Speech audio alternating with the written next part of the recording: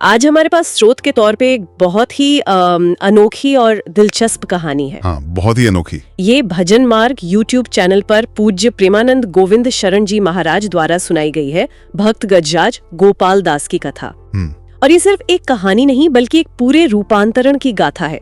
मतलब कैसे एक हिंसक, एक मदमस्त हाथी एक ऐसा भक्त बना जिसकी मिसाल दी जाती है। हाँ, और ये कहानी एक बहुत ही बुनियादी सवाल से शुरू होती है।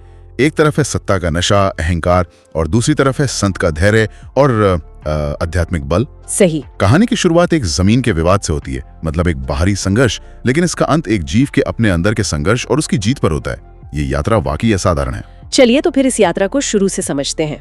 कहानी हमें बानपुर नाम के एक गांव में ले जाती है जहां एक नया नवाब आता है और स्रोत बताता है कि वो स्वभाव से बहुत दुष्ट था। दुष्ट प्रकृति का। आते ही उसकी नजर धारंदा में रहने वाले संत श्री श्यामानंद जी के जमीन पर पड़ती है और वो उस पर कब्जा कर लेता है। हाँ, और ये कोई मामूली जमीन नहीं थी। इसी जमीन से कई संतों के लिए भंडारा चलता था। बिल्कुल।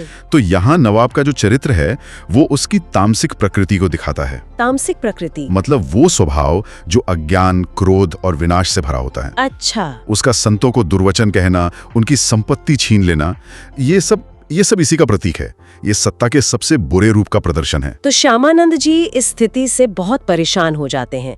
उन्हें समझ नहीं आता कि इस अत्याचारी से कैसे निपटा जाए। तब उन्हें अपने सबसे काबिल शिष्य रसिक मुरारी जी की याद आती है। उन्हें अपने शिष्य की आध्यात्मिक शक्ति पर पूरा भरोसा था। और यही गुरु शिष्य परंपरा में भरोसे की अहमियत पता चलती है। गुरु को पता है कि ये मामला बाहुबल से नहीं बल्कि भक्ति और चेतना के बल से ही सुलझेगा।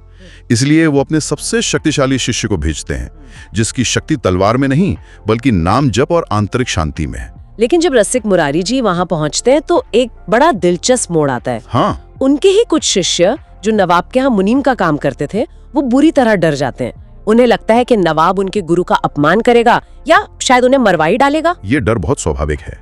वो सांसारिक सत्ता की क्रूरता को रोज देखते हैं। उन्हें लगता है कि उनके गुरु की कोमलता इस क्रूरता के सामने कैसे टिकेगी। तो वो क्या करते हैं? तो अपने प्रेम और डर के कारण वो एक तरह से अपने गुरु को ही बंदी बना लेते हैं। हाँ, वो उन्हें 3 दिन तक जबरदस्ती मतलब प्रेम से विवश करके अपने पास रोक लेते हैं। लेकिन जब ये खबर नवाब तक पहुंचती है तो उसका अहंकार और भड़क जाता है। वो सोचता है ये मेरे डर से छिप रहा है। बिल्कुल। वो अपने आदमियों को भेजकर कहता है जाओ अपने उस करामाती गुरु को लेकर आओ। तो अब नवाब इसे अपनी इज्जत का सवाल बना चुका था। हाँ, अब उसे सिर्फ जमीन नहीं चाहिए थी, वो संत को नीचा दिखाना चाहता था।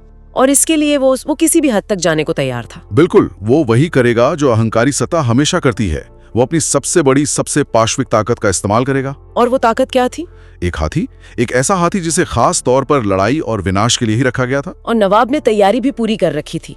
जब रसिक मुरारी जी को पालकी में बिठाकर लाया जा रहा था, नवाब ने उस हाथी को मदिरा पिलाकर और भी ज्यादा मतवाला और क्रोधित कर दिया। हाँ, ताकि कोई गुंजाइश ही न बचे। फिर महावत को हुक्म दिया कि जैसे ही पालकी सामने आए हाथी को उस पर छोड़ देना। इरादा साफ था कि हाथी संत को कुचलकर मार डाले। ये समझना बहुत जरूरी है कि यहाँ ये हाथी सिर्फ एक जानवर नहीं है, एक तरह से ये नवाब के अपने अनियंत्रित अहंकार और क्रोध का ही बाहरी रूप है। अच्छा, मतलब एक प्रतीक। हाँ, और सिर्फ नवाब का ही क्यों, ये हम सब के अंदर के उस अनियंत्रित मन का प्रतीक है जो गुस्से और वासना में किसी की नहीं सुनता।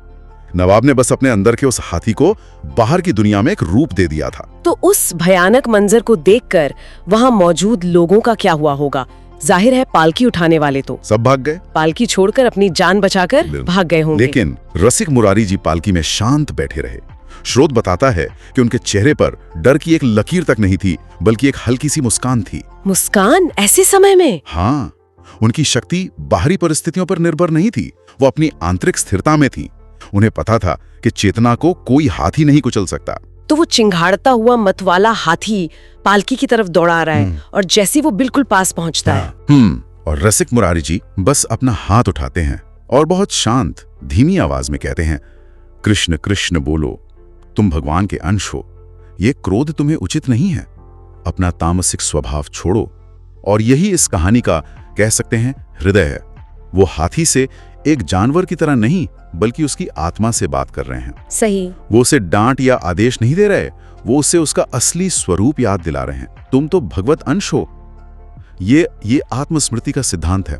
आत्मस्मृति। हाँ, जब किसी जीव को उसकी सच्ची पहचान की याद दिलाई जाती है तो उसकी बाहरी हिंसक प्रवृत्तियां अपने आप शांत हो जाती हैं। और इसका असर इसका असर ऐसा हुआ जिसकी किसी ने कल्पना भी नहीं की थी। वो हिंसक हाथी जो मारने आया था, वो वहीं रुक गया। उन शब्दों को सुनकर वहीं घुटने टेक देता है। वो रसिक मुरारी जी के चरणों में अपना मस्तक रखता है और उसकी आंखों से आंसू बहने लगते हैं। जैसा कि श्रोत में कहा गया है, ये कोई जादू टोना नहीं था, ये भगवान नाम का बल था। भगवान नाम का बल। हाँ, हाथी करुणा उसके पश्चाताप और हृदय परिवर्तन का प्रतीक था। उस एक क्षण में उसके अंदर का सारा क्रोध, सारी हिंसा, वो सब आंसुओं में बह गई। लेकिन यहाँ एक सवाल उठता है, क्या यह सिर्फ नाम का यानी कृष्ण शब्द का बल था, या संत रसिक मुरारी जी की अपनी चेतना, उनकी अपनी आध्यात्मिक शक्ति का प्रभाव था, जिसके लिए वो नाम एक माध्यम बना? ये बहुत अच्छा सवाल है। असल में ये दोनों अलग नहीं है। नाम में शक्ति तो है, लेकिन उस शक्ति को प्रकट करने के लिए एक शुद्ध पात्र भी चाहिए। जब रसिक मुरारी जी जैसे सिद्ध संत उस नाम का उच्चारण करते हैं, तो वो सिर्फ एक शब्द नहीं होता, वो उनकी पूरी चेतना की शक्ति, करुणा और प्रेम का संचार होता है। तो ये नाम और नामी दोनों की संयुक्त शक्ति थी। और ये सब नवाब अपने महल की छत से देख रहा था। उसका तो इरादा संत को मरते हुए देखने का था। इस चमत्कार ने, इसने तो उसके सोचने के पूरे नजरिए को हिलाकर रख दिया होगा। आध्यात्मिक शांति के सामने एक पल में नतमस्तक हो गई। उसका पूरा अहंकार उसी हाथी के साथ जमीन पर आ गया। इसके बाद जो हुआ वो और भी अद्भुत था। रसिक मुरारी जी ने अपने गले से तुलसी की माला उतारी और उस हाथी के गले में पहना दी। हाँ, उसके कान में कृष्ण नाम सुनाया और कहा, आज से तुम्हारा नाम गोपाल दास है। मतलब एक हत्यारे हाथी को उन्होंने अपना शिष्य बना लिया।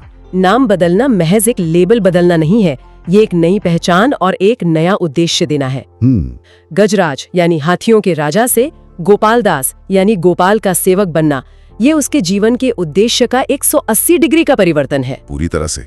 गले में कंठी और कान में नाम देना वैष्णव परंपरा में दीक्षा का प्रतीक है, और किसी पशु को ये सम्मान देना दिखाता है कि भक्ति किसी शरीर या प्रजाति तक सीमित नहीं है। ये सब देखकर नवाब से रहा नहीं गया। वो दौड़ता हुआ आया, रसिक मुरारी जी के चरणों में गिर पड़ा और माफी मांगने लगा। उसने न सिर्फ वो जमीन वापस की, बल्कि कई और गांव भी दान में दे दिए। या हम देखते हैं कि सच्ची आध्यात्मिक शक्ति दमन नहीं करती, वो रूपांतरित करती है। संत ने नवाब को हराया नहीं, उसे बदल दिया। और अब यहाँ से गोपाल दास का जीवन शुरू होता है। वो गजराज अब संतों के पीछे पीछे ऐसे चलता था जैसे गाय के पीछे बछड़ा। बिल्कुल एक शिष्य की तरह। कहीं भी किसी संत को देखता तो तुरंत अपने घुटने टेक कर प्रणाम करता। मतलब वो एक विनाश के हथियार से संतों का सेवक बन गया। हाँ, उसकी पूरी ऊर्जा का मार्ग बदल गया। जो शक्ति पहले विनाश में लगती थी, अब वो सेवा में लगने लगी। उसका प्रणाम करना उसकी नई विनम्रता और बदली हुई चेतना को दिखाता है। वो बाजार से बोरियों में चावल दाल लाद कर आश्रम लाता था, लेकिन फिर एक शिकायत आई। अच्छा। बंजारे गुरुदेव के पास आए और बोले कि गोपाल दास एक बोरी लाते हैं और एक बोरी रास्ते में खा जाते हैं। हाँ, ये बहुत ही कह सकते हैं मानवीय पल है, भले ही एक हाथी के संदर्भ में हो। स्वभाव बदल गया था, पर आदतें और भूख तो थी। सही बात है। और यहीं पर गुरु की भूमिका फिर से महत्वपूर्ण हो जाती है। बिल्कुल। रसिक मुरारी जी ने उसे डांटा नहीं, बल्कि समझाया। उन्होंने कहा, देखो तुम अब वैष्णव हो, बिना आज्ञा के कुछ लेना चोरी है, और दूसरा ये अमन्या है। अमन्या? हाँ, इस अमन्या का क्या अर्थ है? अमन्या मतलब ऐसा भोजन जिसे भगवान को भोग न लगाया गया हो। वैष्णव परंपरा में भक्त केवल प्रसाद ही ग्रहण करते हैं, यानी पहले भोजन भगवान को अर्पित किया जाता है। ओह। तो गुरु उसे सिखा रहे थे कि भक्ति का मतलब सिर्फ भावना नहीं, बल्कि आचरण और अनुशासन भी है। और ये बात गोपाल दास की समझ में आ गई। उसने घुटने टेककर माफी मांगी और फिर कभी ऐसा नहीं किया। ये बड़ा दिलचस्प है कि उसके नए जीवन का पहला सबक अनुशासन का था, सिर्फ प्रेम का नहीं। यही भक्ति में विवेक और मर्यादा का महत्व है। गोपाल दास का उस शिक्षा को तुरंत मान लेना उसकी बढ़ी हुई चेतना का प्रमाण है। वो अब अपनी सहज प्रवृत्ति से नहीं, बल्कि गुरु के सिखाए गए नियमों से चल रहा था। के सामने सूंड से इशारा करता, किसी को कपड़े चाहिए तो कपड़े का थान उठा लाता, और बाद में रसिक मुरारी जी हमेशा सबका हिसाब चुका देते थे। क्या बात है। धीरे धीरे उसकी ख्याति दूर दूर तक फैल गई, लेकिन यही प्रसिद्धि, यही उसकी अंतिम परीक्षा का कारण बनी। प्रसिद्धि अक्सर अपने साथ एक परीक्षा लेकर आती है। संसार उस चीज को अपनी संपत्ति बनाना चाहता है जो अद्वितीय हो। बंगाल के सूबेदार को जब गोपाल दास के बारे में पता चला तो उसने उसे पकड़वाने के लिए सैनिक भेजे, लेकिन सैनिक उसके पास भी नहीं आ पाते थे। वो उन्हें भगा देता था। हाँ, वो सूंड में लपेटकर दूर फेंक देता था। किसी को मारता नहीं था, पर काबू में भी नहीं आता था। वो अब हिंसक नहीं था, लेकिन अपनी रक्षा करना जानता था। आत्मरक्षा का भाव था, आक्रमण का नहीं। जब सैनिक हार गए तो एक आदमी ने चाल चली। उसे पता था कि गोपाल दास साधुओं का बहुत आदर करता है, तो वो साधु का वेश बनाकर उसके सामने आया।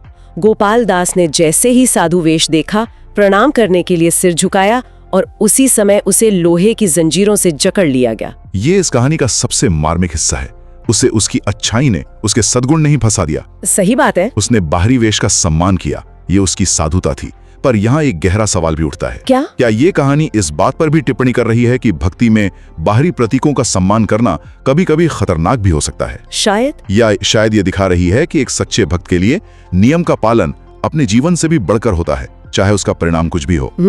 उसके लिए साधु का वेश सम्मान के योग्य था और उसने उसका सम्मान किया, भले ही उसे धोखा मिला। लेकिन आगे जो हुआ वो उसकी निष्ठा का असली शिखर था। उससे कैद में ले जाया गया, वहां उसे अच्छा भोजन और पानी दिया गया, लेकिन उसने एक दाना भी नहीं खाया, एक बूंद पानी नहीं पिया। एक बूंद भी नहीं। कई दिन बीत गए, वो भूखा प्यासा रहा। क्यों? क्योंकि गुरु का आदेश था कि केवल प्रसाद ही खाना है, अमनिया नहीं। ये निष्ठा की पराकाष्ठा है। प्राण संकट में है, लेकिन गुरु का वचन नहीं टूटना चाहिए।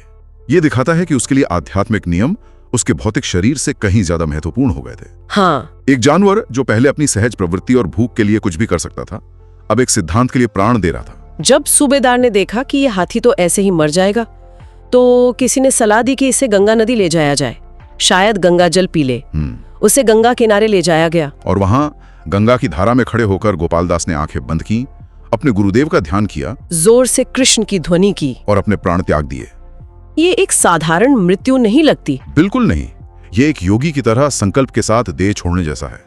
एक तमोगुणी मदमस्त हाथी के रूप में जीवन शुरू करके ऐसी सद्गति प्राप्त करना, यही इस पूरी कहानी का सार है। वाह! ये गुरु की कृपा और शिष्य की अविचल निष्ठा का अंतिम परिणाम है।